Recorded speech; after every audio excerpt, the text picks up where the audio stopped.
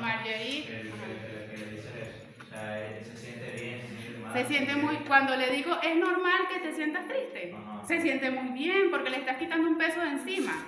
Porque, por ejemplo, esta señora que te decía, la hija se fue del país y ella, oye, acude a mí como psicóloga. Me siento muy mal, mi hija se fue, pero la vecina me dice que no, que yo tengo que salir con la cara bien alto y al yo explicarle todo, no le leí el artículo de Freud, obviamente, pero le explico con palabras bien sencillas, bueno, porque aquí estamos en un público más académico, pero le explico con palabras bien sencillas, oye, claro, ojalá que tu hija le vaya muy bien, y seguro le va a ir muy bien, pero tú la perdiste, o sea, a pesar de que la puedas ver por videollamada, a pesar que cada vez que puedas le mandes un mensajito, ella no está aquí, físicamente hablando. El objetivo es que ustedes sigan implementando un vínculo, pero evidentemente los vínculos no son iguales. Presencial, que todos los días que se paraba, estaba la muchachita ahí, abría la puerta y estaba ella acostada en su cama, mi amor, párate que te hice el cafecito, o cómo ellas desarrollaran su vida diaria, que ahora que está lejos. Evidentemente va a ser mejor para ella, y en su proceso de duelo, pero tiene que vivir en ese proceso, no se lo puede saltar. En su proceso de duelo va a llegar un momento en que ya ella respire, ya no llore más todos los días, y ya respire y diga, bueno, sí, esto era lo que tenía que pasar. Ya se convence. Exacto, hay una aceptación, que la aceptación es lo que nos viene a marcar la fase, como quien dice, lo que llaman la resolución del duelo, o lo que Freud llama el trabajo del duelo, es lo que nos viene a dar cuenta que ya hubo un trabajo de duelo adecuado que llegó a su proceso de cierre. Ya, eso fue lo que lo tocó y era lo mejor para ella. ¿Okay? Comentarios, dudas, ¿qué les pareció esta oscuridad? Hablé mucho, lo dormí, ayudé entre el sueño, Muy íntimo. Okay. Ajá, ¿dónde más? ¿Qué sucede en la psique cuando no se vive el proceso de duelo? La melancolía. Okay. Sí. Llega un momento que de repente la persona, por decisión propia o por lo que marca la sociedad, puede ser que tape, no como quien dice, no viva ese proceso como le corresponde vivirlo, y bueno, llega un momento en que se va cronificando y se vuelve una depresión clínica, que es lo que viene a ser la melancolía. O inicia una melancolía desde el comienzo, pero eso se prolonga más allá de ahora. A mí no me parece que esto de establecer un tiempo determinado es bien arbitrario, si se puede decir, pero da guías, da orientaciones. Por ejemplo, los manuales diagnósticos de SM5TR último dice que luego de un año ya se considera un duelo prolongado. Entonces, como que ya, porque pasa a la etapa de melancolía. Y hay personas que puedan no superar eso, porque está el caso de gente Puede ser. que es bastante, por así decir, anciana, que tuvo una pérdida y no se le lleva un tiempo de su vida sin superar. Sí puede pasar. Hay personas que, por ejemplo, madres que han perdido, que hay que reacomodar aquí la vista, la luz. Echamos luz sobre la melancolía, como decía Freud. Madres que han pasado muchos años, 5 años, 10 años, y siguen sirviéndole la comida a su hijo fallecido. Mamá, pero ya se murió, o sea, ya llega un punto en que los que están alrededor, como le decía, llega un momento en que la depresión no es comprendida por el entorno, pues dice, pero bueno, sí, está bien, lo perdiste, pero qué carrizo es lo que te tiene así tan pegado. Exacto. Bueno, es tan doloroso que puede ser que 5 o 10 años después, o quién sabe, se muere la persona y no culminó el proceso de aceptación. Puede pasar también, pasa. O personas que se terminan muriendo con el fallecido también. O pasa, por ejemplo, viéndolo más en términos de novios que separan, adolescentes que se hacen daño porque los dejó la pareja. No hay una resolución, no hay una aceptación de esa pérdida, no hay una aceptación sana.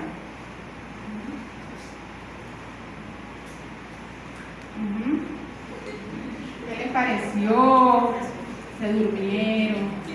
Mucha oscuridad, demasiada junta. Ok, voy a hacer preguntas entonces. Mañana tienen quiz.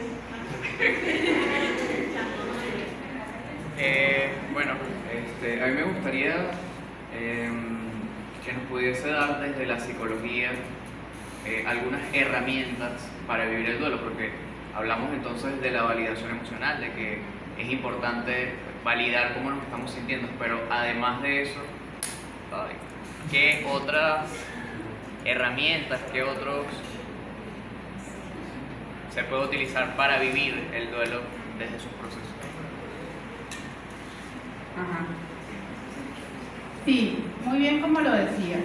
Eso de la validación de las emociones, como le llaman, lo primero, ante cualquier emoción, hoy porque estamos hablando específicamente de duelo y tristeza, o sea, la emoción básica de la que da cuenta que es la tristeza.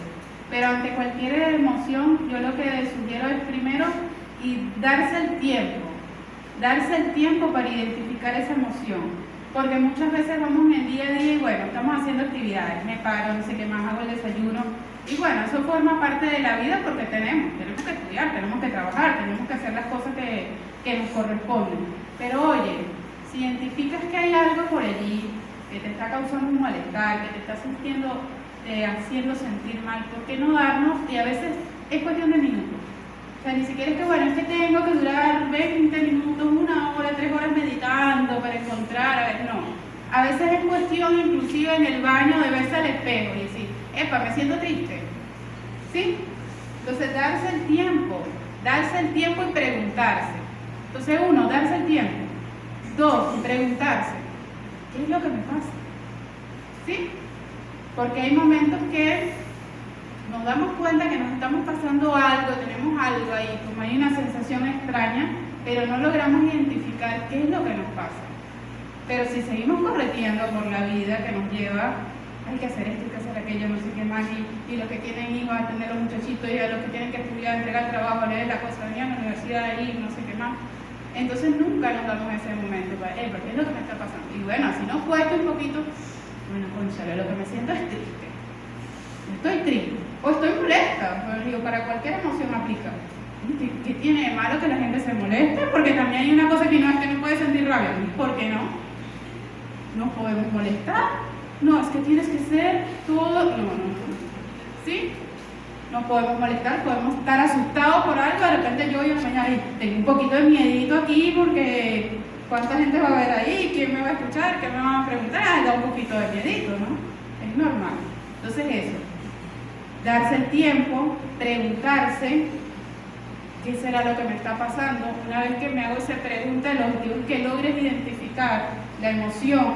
Me siento triste. Y ahora llevamos 3 preguntas o 3 fases. ¿Por qué me siento triste? La siguiente pregunta. ¿Por qué? A veces nos cuesta llegar. Oye, pero no sé, me siento triste, pero ¿por qué?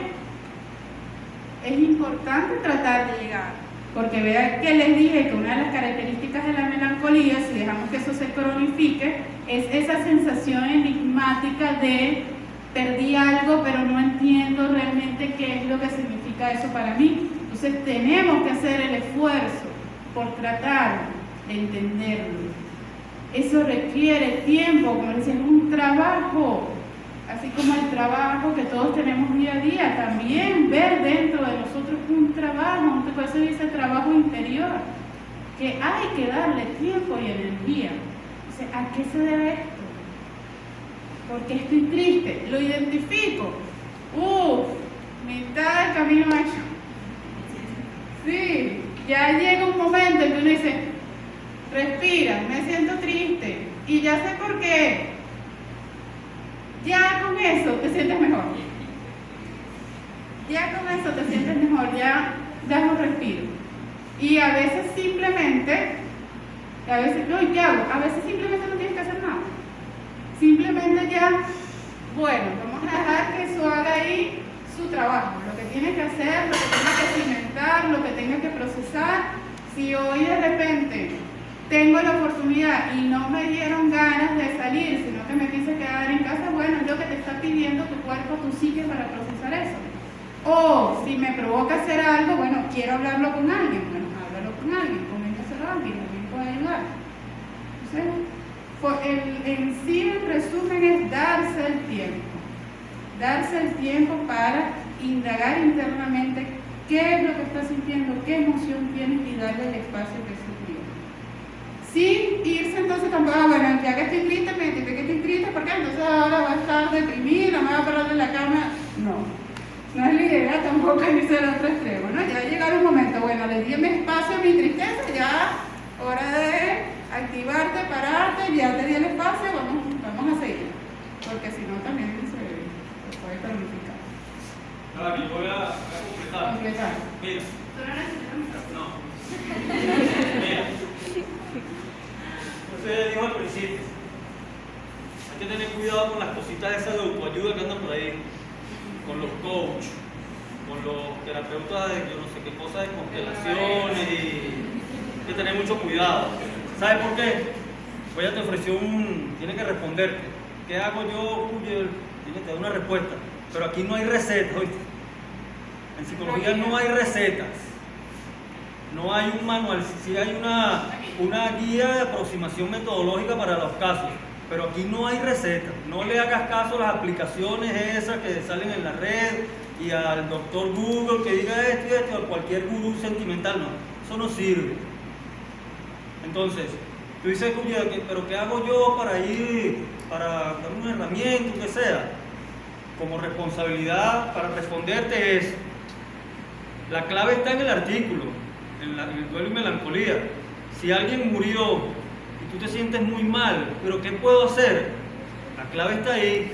Entonces si la persona se siente muy mal, la respuesta no está en un decálogo que saques en Cosmopolitan, en una revista de esas. La respuesta la vas a encontrar en una sesión psicoterapéutica, psicología dinámica, conductual, lo que sea, para que la persona que te va a ayudar te diga, se murió tu tía, lógicamente te tiene que sentir mal porque tu tía tenía un vínculo contigo y significaba algo para ti. Pero tú la mataste. No, se murió un infarto, pero y tú le diste, ¿y qué le pasó? No, es que tenía las arterias, y tú le diste el chicharrón para que se complicara. Claro, eso es mayéutica, y eso es desconstruir significados que están equivocadamente construidos en el psiquismo de la persona, que es lo que lo lleva a sentir esa culpa, que yo ya vaya. Pero es eso, yo tengo una responsabilidad directa, me duele porque se murió, está bien, pero yo tengo una responsabilidad directa, la empujé por la escalera, ni me duele y ya, pero hay que establecer como decía el artículo, la clave del caso clínico, la clave del caso es, tú en realidad reúnes los méritos para recoger una culpa tan grande, que te sientas tan mal, que te lleve una melancolía, y eso es el trabajo terapéutico. El terapeuta te va a ayudar a quitarte esa culpa de encima, y te va a doler, porque es un objeto significativo, tiene que doler. Pero entonces en el tiempo establecido más o menos arbitrariamente en los manuales, a ti se te tiene que ir atenuando eso, si es que tú no eres un culpable directo. Que a lo mejor si eres culpable directo, tampoco vas a decir. ¿Está bien así? Oye, cuidado con esta recomendación. El tema del duelo migratorio en los niños es aún más difícil manejarlo y expresarlo. Niños de 6 hasta 12 años, cuando sus padres se han ido y les hacen la promesa que regreso en 6 meses, en 1 año, y transcurre el tiempo, y ya ni siquiera le quieren ver el teléfono y te dicen, no, yo no quiero estar contigo. Sí, es bastante complicado lo que estamos viviendo en este país en relación al duelo, porque fíjate el planteamiento que tú haces de un niño que se queda aquí, y quien se fue es el padre. Y pues podemos tener varias perspectivas. El niño que también se fue y dejó sus amiguitos, se quedó aquí su abuelita, pero viéndolo de esta perspectiva. Realmente el duelo en general en niños no es que sea menos o más complicado que en adultos. Realmente los niños sencillamente lo manejan de una manera diferente, ¿sí? Y ellos, la forma de expresión muchas veces no es directamente a partir de la palabra, sino que de repente a través del juego, pues están jugando con el muñequito y están, ay bueno sí, porque es que fulanito agarró el avión y se fue para, no sé, para Chile. Y están ahí enseñando con los muñequitos qué es lo que están sintiendo en relación a eso y van desarrollando su escena, sin decirlo directamente que estoy triste, no, sino que lo van desarrollando en juego, el dibujo con los compañeritos, haciendo juego de cualquier cosita, y vamos a jugar a la aeromoza, bueno, porque tiene la imagen de que se fue en el avión una aeromoza, no sé qué más. Hay muchos procesos que se dan. Y en este caso, por ejemplo, en el ejemplo que nos das, que tú dices, bueno, es que le dan la esperanza al niño de que voy a venir en 6 meses. Yo creo que aquí lo complicado está es con el manejo, con la información que le da el adulto a ese niño. O sea, si tú estás ahí prometiendo, y si es que ya voy a venir, es que ya vengo, es que es tal, es que tiene un año y pasa y pasa y pasa el tiempo, allí si no te manejaste con el niño con una adecuada sinceridad, ¿sí? De cómo se va a dar esa situación, si le vas dando falsas expectativas, ¿no? Sí, tranquilo, yo voy, trabajo, doy una vueltita y vuelvo lo más rápido que pueda. Creo que allí es donde se puede complicar el duelo, ¿sí? Cuando no le das la información necesaria. Porque si nos vamos, por ejemplo, al artículo, ese tiene el objeto perdido, que es póngale la mamá, el papá que se fue, pero entonces comenzamos a darle significados agregados además a eso. Y falsas expectativas, no, si es que yo para tu cumpleaños voy a ir, o es que voy a estar allá en Navidad. Entonces ese niño con toda la ilusión que implica estando aquí, imagínense sin que nadie se haya ido físico en persona, lo que significa el cumpleaños, lo que significa la Navidad, y además tú le vas a agregar que te fuiste y vas a volver. Allí es donde creo yo que está la complicación, en hablarle un poco más de sinceridad sin ser cruel, porque tampoco hay que ir comidiendo lo que se le va diciendo, pero tampoco diciéndole cosas falsas que realmente no van a poder cumplir. Es lo que podría decir, y obviamente, como nos decía Alexis, cada caso es particular y hay que adentrarse en cada caso particular para ver cuáles son las circunstancias y cómo se ha manejado, con quién se quedó ese niño. A veces en las mejores circunstancias se quedan con un familiar, con una abuelita, con una tía, pero a veces uno no sabe con quién se queda, con una familia, un vecino, algo así que ni siquiera es familia. Entonces hay que analizar las circunstancias particulares de cada familia y qué posibilidades reales tienen de manejar esa situación, qué se puede hacer con eso. ¿Va a ser algo perpetuo que ese niño va a estar allí o de realmente es la posibilidad real de un momento llevarla con la familia? Tantas cosas que hay que manejar en esas expectativas.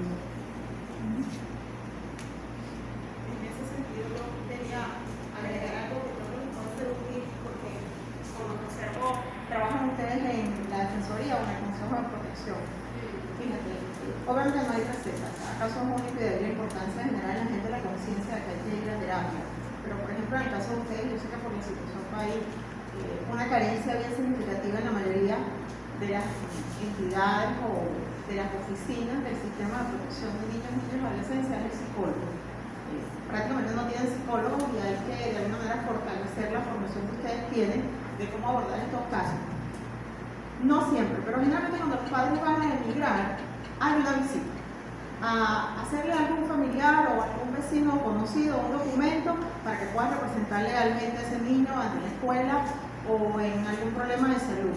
Ahí es donde yo creo que se puede hacer algo, no solamente de escuchar un poquito del caso de la familia, identificar y referir al psicólogo, sino de buscar hacer esa reflexión, esa toma de conciencia, obviamente desde las características de cada padre, de la importancia de que la información que se dé sea lo más sincera posible, desde la capacidad de comprensión del chamo, porque hay que hablarles desde su edad y desde lo que pueden comprender. Pero hacer ese ejercicio comprometido, los que trabajan en el sistema de protección, que tienen en algún momento frente a estos padres que van a emigrar, de llamarlos a traer chamo, vamos a hablar, vamos a explorar esas expectativas, vamos a dar información lo más sincera posible, es importantísimo. Porque desde el punto de vista de la terapia cognitivo-conductual, las expectativas y las creencias como bases del árbol psíquico son claves. Si yo genero una expectativa irreal, yo voy a provocar frustración. Y la frustración aparece generalmente, sobre todo en niños, a través de la rabia. Y una rabia que no siempre se extroyecta, sino que se introyecta. Entonces vemos al chamo con un bajo rendimiento, el chamo que se puso agresivo, el chamo que quiere comer, el chamo que se está cortando, y lo que tenemos es un duelo migratorio, porque la información que se dio fue incorrecta y se generó una expectativa irreal que se frustró. O peor aún, hacemos unas creencias erróneas que van además a controlar la vida psíquica de ese sujeto, todo lo que le quede por vivir en su ciclo vital, y que van a llevar a baja autoestima, a relaciones disfuncionales.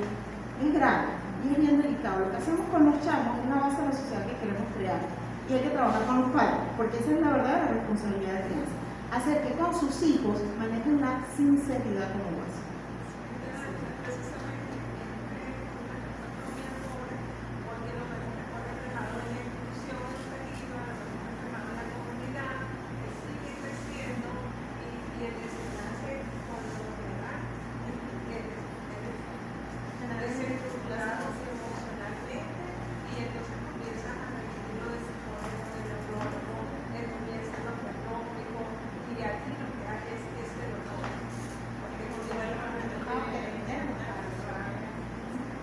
Mejor imposible, Margarita.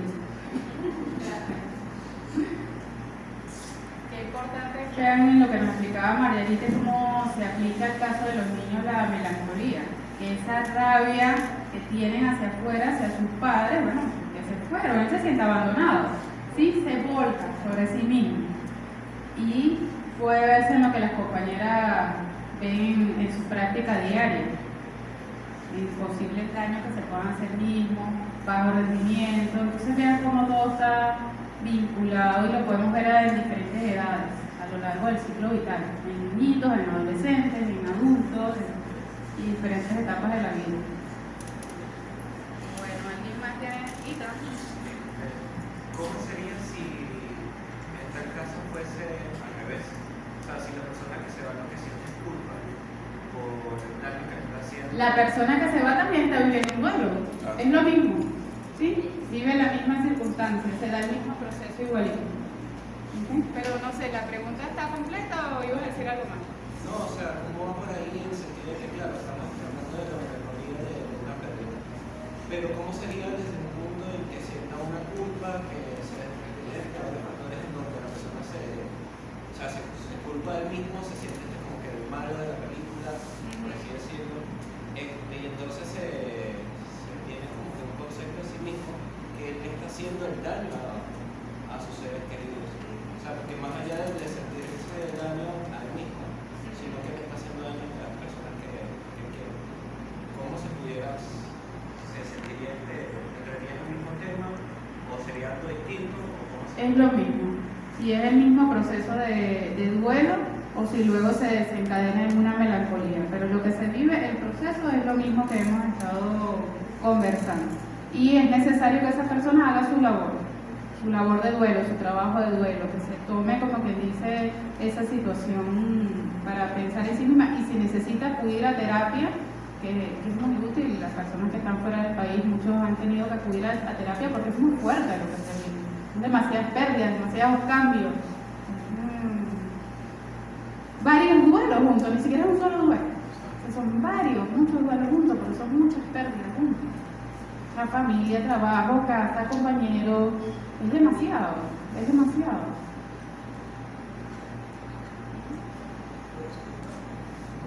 Un comentario, preguntas, dudas, sugerencias.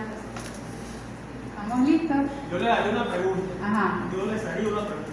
Ya que nadie pregunta, yo me conozco mejor de preguntador. ¿Dónde reside la importancia de ese artículo? Lo capitalmente importante, lo sustantivamente importante de duelo y melancolía, ¿dónde aterriza? Sobre todo para las estudiantes. Sí, para ellos, porque a mí me raspaste. En los significados. No, está bien en los significados, pero yo creo que hay el kit funcional. Lo que de verdad te va a servir cuando estés sentada ahí delante de una persona que lleva un cuadro clínico que deambula en ese artículo. ¿Dónde está? Es algo funcional, operativo. La clave del artículo, la importancia, ¿cómo te explico? Funcional, ¿no? Lo que te va a dar herramientas. para ayudar a la persona. ¿Cuál es la clave?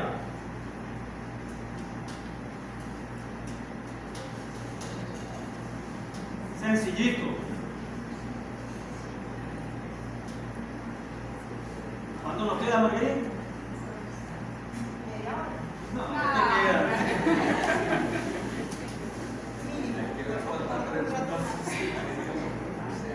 Como he dicho la licenciada, no sé cómo decirle, se explicó que diciéndole que es normal que pase por el proceso ya le están liberando la carga, entonces me imagino que eso puede ser ¿En qué trimestre estás? en el segundo. Es más práctico todavía.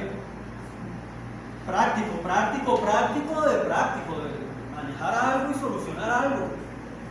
Es la clave del artículo. Lo funcional. Isabel. ¿En la comprensión del paciente? ¿Ah? En la comprensión del paciente. No. La comprensión es una estrategia metodológica para llegarle a lo que le ocurre. Mira. No, es más operativo. Te están dando preguntas de lo que tú le das en clase. No.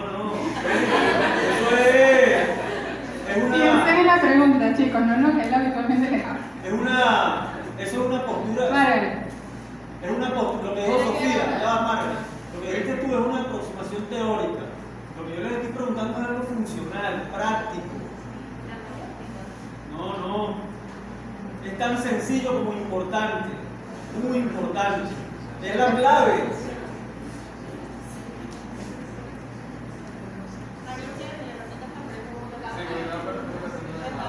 Ahí el artículo tiene me parece que la importancia tiene apunta hacia una finalidad práctica que le da la importancia central para cuando tú estás sentado delante de una persona que lleva una problemática así y que te ayuda a decir, esto, ahora sé para dónde voy, dices tú, terapéuticamente hablando. Diferenciar entre el duelo y una Pero ¿y para qué quieres diferenciar entre el duelo y la melancolía? Para saber cómo hacer la intervención. Profe, los motivos. No. Mira, yo voy a responder y ustedes siguen desarrollando. Cuando uno encuentra en psicoterapia a una persona en ese estado, lo primero que hace es remisión a psiquiatría. Lo primero, ahí no hay que estar jugando que si vamos a jugar terapeuta, no. Entonces, esto tiene un tufo a depresión, psiquiatría. Si ocurre algo, que ocurra con el psiquiatra.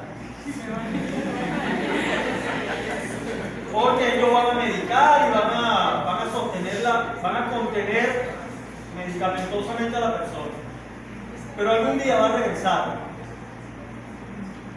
Y lo que el artículo te dice es, cuando tú tienes a la persona enfrente, ella lo dijo, cuando tú tengas a la persona enfrente, la diferenciación entre duelo y melancolía te indica si específicamente es un duelo normal o melancolía. Porque esa es la importancia, pero el objeto hacia donde apunta. Pero ¿cuál es la finalidad fundamental de saber si es duelo o melancolía? ¿Hacia dónde va la psicoterapia? Está bien. La manera como se va a abordar. No, lo que pasa es que si es una persona melancólica, en la melancolía te dice que en cualquier momento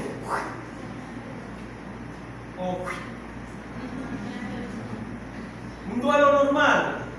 Bueno, la persona acepta que el duelo, en psicoterapia tú conduces el duelo hacia que es una, como esta muchacha que me preguntó,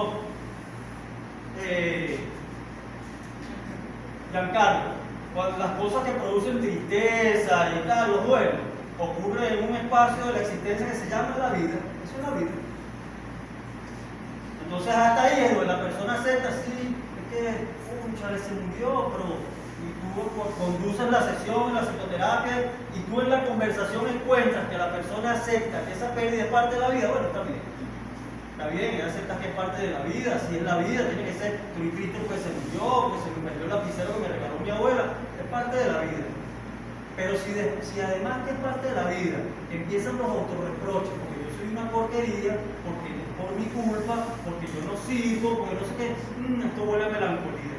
Y si huele a melancolía, entonces es posible que la sombra del objeto, mira, ese texto, ahí es, cuando ustedes hablan de dolor y melancolía, tienen que acordarse, la sombra del objeto cae sobre el yo, y cae sobre el yo y la persona es una porquería, yo no sirvo para nada, y ya la cosa del duelo se va para otro lado, y recae sobre que yo no sirvo,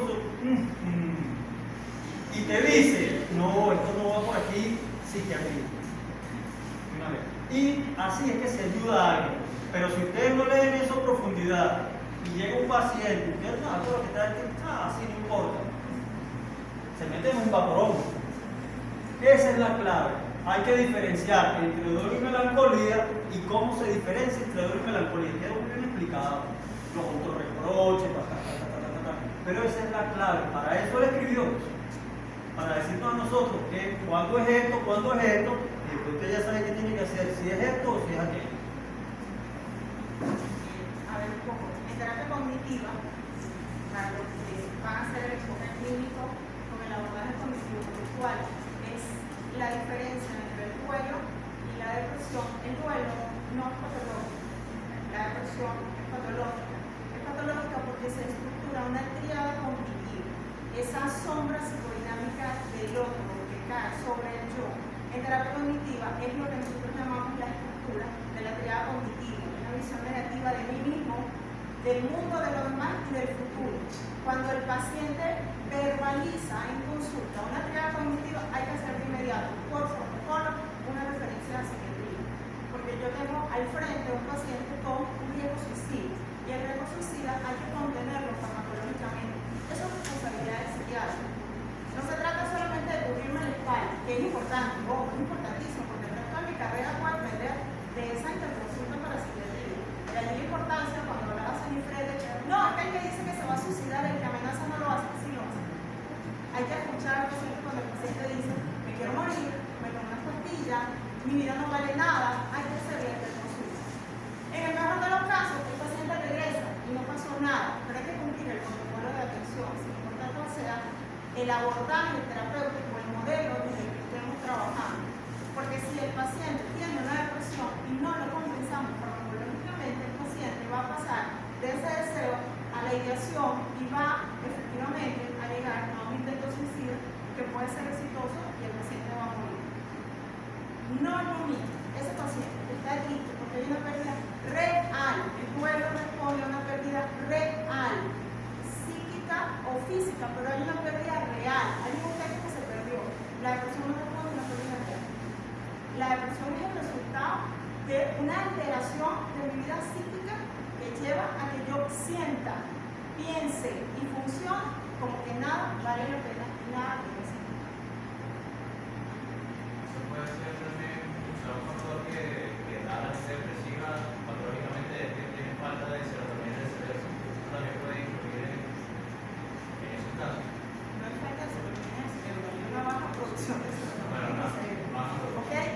Eso se compensa farmacológicamente, pero a esa conclusión no van a llegar en terapia. ¿Okay? A eso va a llegar el resultado del abordaje farmacológico que haga el médico. Por eso también es importante cuando el paciente está yendo al psiquiatra, entonces llega el psicólogo, no es que no quiero seguir en el psiquiatra porque me medica. Y el problema no se resuelve con medicación. Hay que ser muy responsable y no permitir que un paciente abandone el tratamiento. Ustedes son responsables si ustedes dicen al paciente, si no tomamos más pastillas, el paciente tiene que seguir consumiendo el medicamento y tiene además que notificar al psiquiatra si hay algún efecto colateral adverso, para que sea el psiquiatra quien vaya o su efecto al neurólogo, acá tenemos un doctor, y por ahí está. Debe ser el médico quien le diga al paciente si puede abandonar, no vamos a cambiar la dosis, vamos a sustituir este medicamento por otro, porque son ellos los que van a manejar ese tipo de información. Y a nivel psicológico o psicoterapéutico también hay mucho que hacer, porque fíjense todo lo que hemos hablado hoy en la mañana sobre qué pasa en esa psique de esa persona enferma, qué pasa y las explicaciones que se las hemos dado desde el punto de vista cognitivo-conductual como desde el punto de vista psicodinámica, y vemos cómo coinciden en una alteración en la vida anímica de esa persona. Hay mucho que hacer, que reconstruir, que ayudar a esa persona a ver, ¿sí? A ver esa otra cara y a qué se debe eso en relación a qué está dándose ese proceso de autovolcamiento de esas sombras o de esa baja autoestima o de esa pobre concepción de sí mismo, dependiendo de la terminología que utilicemos, del enfoque, pero coincide en lo mismo del trabajo que hacer. En lo que dicen ellos es hay que tener cuidado. O sea, hay que tener cuidado, hay que asumirlo de manera responsable, no es cualquier cosa a la ligera, hay que ser responsable, tienen que ser las medidas, los protocolos respectivos y ayudar a esa persona que al fin de cuentas lo que está sufriendo, padeciendo, aunque desde afuera digo, bueno, pero estás deprimida, ¿hasta cuándo? ¿Dónde tu parte? No, es una persona que está sufriendo y por algo que tiene sentido, aunque a simple vista no se vea, pero tiene un sentido, un objetivo. Ahora sí ya. ¿Alguna pregunta? Yo quería, por favor, algunos si puede, tener capacidad, dejar claro la diferencia entre la depresión y la distimia. Tengo entendido que la depresión, bueno, si me lo pueden aclarar, estaría genial. ¿Tiene algún límite de tiempo para considerarlo depresión? ¿O la persona puede estar en un cuadro depresivo por tiempo prolongado? ¿Cómo es, Santiago? ¿Cómo es? La depresión, la diferencia, dejar claro qué es la depresión y la distimia, porque a veces me tiende a confundir. Yo hice un informe con ciertas citas y algunos autores dicen que la depresión tiene un límite de tiempo, que si se pasa de ahí nos da indicio a que ya podríamos estar hablando de una distimia. Entonces, bueno, si ustedes tienen algún conocimiento entre esa... Se dice que la depresión clínica, para que cumpla con los criterios de depresión, tiene que ser que los criterios se cumplan al menos por 2 semanas. ¿Ok? Los criterios los tengo anotados por aquí porque son varios. De hecho, yo en mi informe tengo una cita textual de eso, de 2 semanas. Ok, mínimo 2 semanas se tienen que presentar la mayoría de los siguientes criterios. Depresión. Los criterios son estado de tristeza y decaimiento generalizado, sensación de falta de energía, abulia, que es la baja voluntad, la gana de no hacer nada, el lenguaje coloquial, pérdida de interés o gusto por lo que antes te gustaba, lo que antes disfrutabas, que te causaba placer, se pierde el interés en la persona deprimida, la anedonia. Baja autoestima, que lo hemos hablado ampliamente hoy, con otros términos. Autorreproches o culpa excesiva, que también lo hemos hablado ampliamente hoy. Insomnio, la persona como tiene esa inhibición generalizada puede presentar insomnio o hipersomnia, que es el otro extremo. O sea, o no dormir o dormir mucho. Pérdida de apetito, pensamiento de muerte, ideación suicida y planeación suicida. ¿Ok? Pero esto es un episodio como que mínimo 2 semanas con la mayoría de estos síntomas, exacto, que nos da los manuales diagnósticos. Pero en la distimia, en la persona, hay como una continuidad que puede, creo que alguien me corrió porque no recuerdo bien los tiempos, de por lo menos 2 años, donde hay una continuidad sintomatológica. O sea, ya es como una cronificación de la depresión. Si el profe me ayuda acá, ¿sí? Okay. Pero la depresión tiene un tiempo límite, o sea, si la depresión pasa del mes ya es distinto, por decir algo, o tiene que ser, o sea, tiene que esa depresión durar más de 2 años para que sea distinta. Es como la distimia es como una depresión prolongada. O sea, por mucho tiempo esa persona, porque se supone que la persona está deprimida, tienes este cuadro, lo ideal es que acudas al tratamiento psiquiátrico, psicológico, que ya te explicaron los compañeros. Pero si esa persona deja que esto se cronifique, continúa, llega un momento en que el episodio depresivo no cede, no cura porque la persona no está haciendo nada para curar eso. Entonces, más bien va hacia el otro lado, se extiende tanto que llega un punto en que comienza a formar parte del estado anímico general de la persona. O sea, ya es como su humor basal. Entonces se convierte en una persona distímica. O sea, ya ese cerebro, si falta la producción de serotonina, está como que con esa producción demasiado baja, viéndonos ya a hipótesis, por decir por el estilo. Pero pero ya se vuelve tan continuo que se vuelve una depresión crónica, que sería lo mismo que adictivo, una cuestión más de nombres. El cerebro lo puede asociar como que ya ese tipo de normal y ya no le pertenece. Es una hipótesis, o sea, puede ser una forma, puede ser desde los significados o puede ser desde la retroalimentación que te da tu conducta. Ya lo demás, lo que pasa es como que la teoría o la hipótesis de la cual partas para explicar esta situación que está viviendo la persona. Hay una característica importante cuando vamos a hablar de la adictividad es que esa depresión mayor no solamente no cede, sino que se hace habitual, en el sentido de que las alteraciones de sueño y apetito se convierten en la norma. Entonces uno explora al paciente en consulta y el paciente tú le preguntas, por ejemplo, ¿cuántas horas duermes? 3 horas. ¿Y cuánto acostumbras a dormir? 3 horas. Me explico, hay una pérdida de la conciencia de esa alteración, ya no se percibe como anormal dormir 3 horas, porque es que siempre he dormido 3 horas.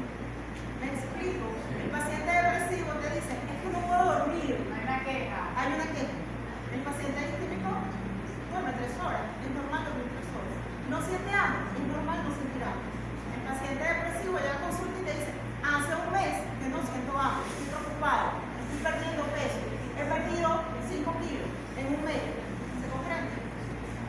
En el paciente distímico, esa alteración se hace el hábito, es natural, se cronifica. La persona puede vivir con eso asumiéndolo como algo normal. Es grave, es grave. Exacto. Se normaliza el síndrome. Y es más grave todavía porque vives así, deprimido eternamente.